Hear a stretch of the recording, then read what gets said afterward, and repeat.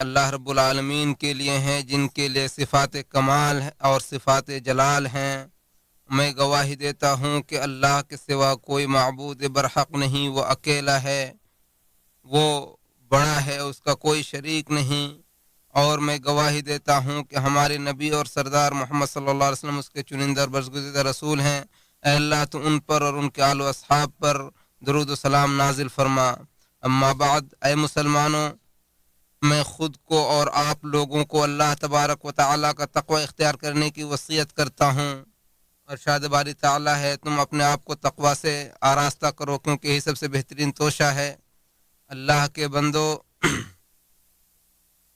ماہ شعبان فضیلت والے مہینوں میں سے ایک ہیں، گو کہ وہ بھی سال کے دیگر مہینوں کی طرح جن میں اللہ کی عبادت و اطاعت بجا لانا اور اس کی شریعت پر جمے رہنا ایک مسلمان پر فرض ہے۔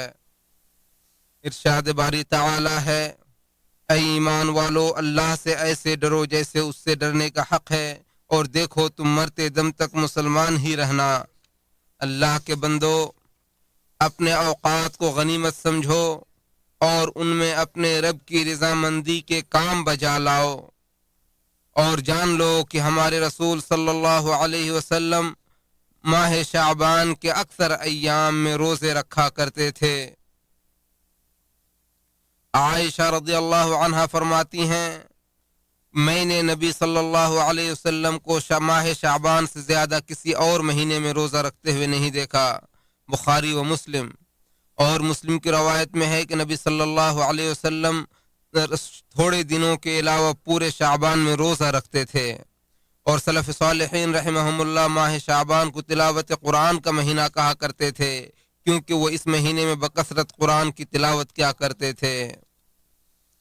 اس لیے اللہ آپ پر رحم فرمائے، آپ ان مہینوں میں اللہ تعالیٰ کی اطاعت و قربت کے مختلف اعمال بکثرت انجام دیجیے، اور کتاب اللہ و سنت رسول اللہ صلی اللہ علیہ وسلم میں جن بھلے کاموں پر ابھارا گیا ہے، جیسے نماز، روزہ، عمرہ، صدقہ، احسان، کثرت ذکر، تلاوت قرآن، مسلمانوں کے لیے مفید افعال، اور اللہ رب العالمین کی قربت کے اعمال وغیرہ کو بجا لانے میں سبقت کیجیے۔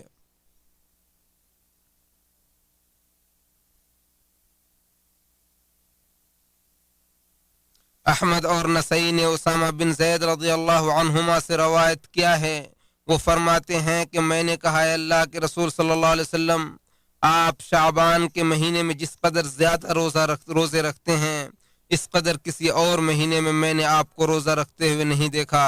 تو آپ صلی اللہ علیہ وسلم نے فرمایا، یہ رجب اور رمضان کے درمیان ایسا مہینہ ہے جس کی فضیلت سے اکثر لوگ غافل ہیں۔ یہ ایسا مہینہ ہے جس میں اللہ رب العالمین کے سامنے سارے اعمال پیش کیے جاتے ہیں، اور میں یہ چاہتا ہوں کہ جب میرے اعمال پیش کیے جائیں تو میں روزے سے رہوں۔ محدثین نے اس حدیث کی سند کو حسن قرار دیا ہے۔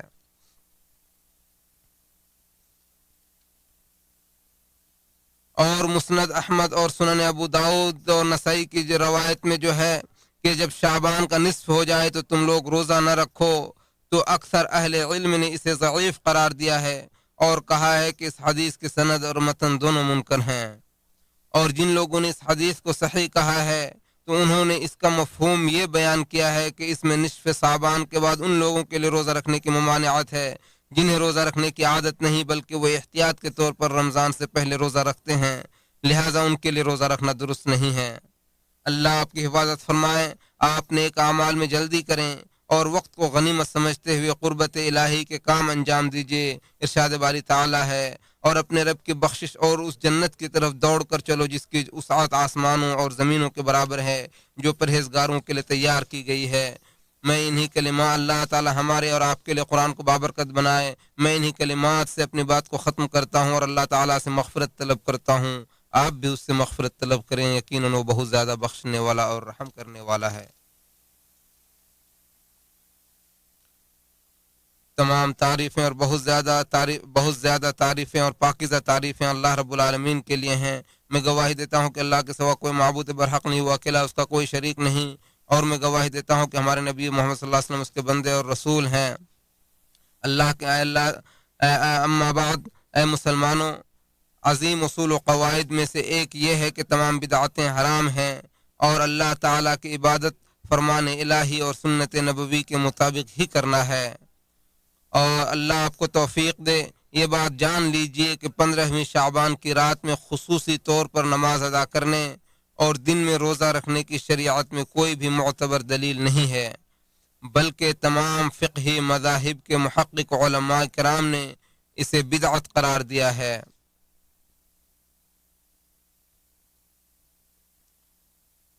اور اس سلسلے میں جو ایک روایت ہے جسے بعض محدثین نے حسن قرار دیا ہے کہ بے شک اللہ تعالیٰ نصف شعبان کی شب کو اپنے بندوں پر نظر ڈالتا ہے اور مشرک و کینہ کپٹ رکھنے والے کے علاوہ تمام زمین والوں کو بخش دیتا ہے۔ تو اگر اس حدیث کی سند کو صحیح مان بھی لیا جائے تب بھی اس سے اس رات میں خصوصی طور پر عبادت کرنے کی کوئی دلیل نہیں ملتی۔ بعض مسلمان اس مہینے کی کچھ راتوں میں خصوصی طور پر دسترخوان لگاتے ہیں اور لوگوں کو دعوت دیتے ہیں اور اسے شعبانہ کا نام دیتے ہیں۔ تو اگر اس طرح کی مجلسیں عبادت اور نیکی سمجھ کر کی جاتی ہیں تو سراسر بدعت اور ناجائز عمل ہے۔ اس لیے اللہ کے بندو، اللہ سے ڈرو اور بدعتوں سے بچو، کیونکہ یہ بری چیز اور ضلالت و گمراہی کا ذریعہ ہے اور سنت کے خلاف ہیں، جو کہ سب سے بہتر محور اور رکن ہے اور جس کے بغیر عبادتیں قبول نہیں ہوتی۔ پھر اللہ تبارک و تعالیٰ نے ہمیں ایک ایسی چیز کا حکم دیا ہے جس سے ہمارے نفوس کا تزکیہ ہوتا ہے اور ہمارے آخرت میں ہمارے درجات میں بلندی کا اضافہ ہوتا ہے، اور ہمارے آخرت میں ہمارے درجات بلند ہوتے ہیں، اور وہ حکم ہے کہ ہم اپنے نبی صلی اللہ علیہ وسلم پر درود و سلام بھیجیں۔ اے اللہ تو ہمارے نبی اور سردار محمد صلی اللہ علیہ وسلم پر اور ان کے آل و اصحاب پر درود و سلام اور برکتیں اور انعامات نازل فرما۔ اے اللہ تو مسلم و مومن مرد اور عورت کو اور جو زندہ ہیں اور جو مردہ ہیں ان سب کی مغفرت فرما۔ اے اللہ تو ہمیں دنیا میں بھلائی عطا فرما اور آخرت میں بھلائی عطا فرما اور ہمیں جہنم کے عذاب سے محفوظ فرما۔ اے اللہ تو ہمیں اس چیز کی توفیق عطا فرما جس سے تو راضی ہو جائے۔ اے اللہ تو ہمیں اس چیز کی توفیق عطا فرما جس سے تو راضی ہو جائے۔ اے اللہ تو ہمیں متقین میں سے بنا اور ہمیں توفیق یافتہ لوگوں میں بنا۔ اے اللہ تو ہمیں متقین میں سے اور سیدھے راستے پر چلنے والوں میں سے بنا۔ اے ذوالجلال والاکرام، اے اللہ تو ہمارے بادشاہ کو اور اس کے نائب کو اپنی پسند اور رضا کے کام کرنے کی توفیق عطا فرما۔ اے اللہ تو ہمارے اور تمام مسلم ممالک کی ہر شر سے حفاظت فرما۔ اے اللہ جو ہمارے ملک کی اور ہمارے ملک کے ساتھ یا کسی بھی مسلم ملک کے ساتھ برائی کا ارادہ کرے تو اے اللہ تو ان کو ناکام و نامراد واپس کر دے۔ اے طاقتور اور اے غلبہ والے ذات، اے اللہ تمام مسلمانوں کو تقوی پر متفق کر دے۔ اے اللہ تو تمام مسلمانوں کو ہر قسم کے تکلیف اور پریشانیوں کو دور فرما، اور اے اللہ لوگوں کو جو تکلیف اور پریشانی لاحق ہے اسے تو جلد از جلد دور کر دے۔ اے اللہ تیرے نبی محمد صلی اللہ علیہ وسلم کی امت کو جو تکلیف اور مصیبت لاحق ہے اور ان کے درمیان جو افتراق و انتشار اور مطلب یہ ہے کہ کجروی آ گئی ہے اس کو دور فرما۔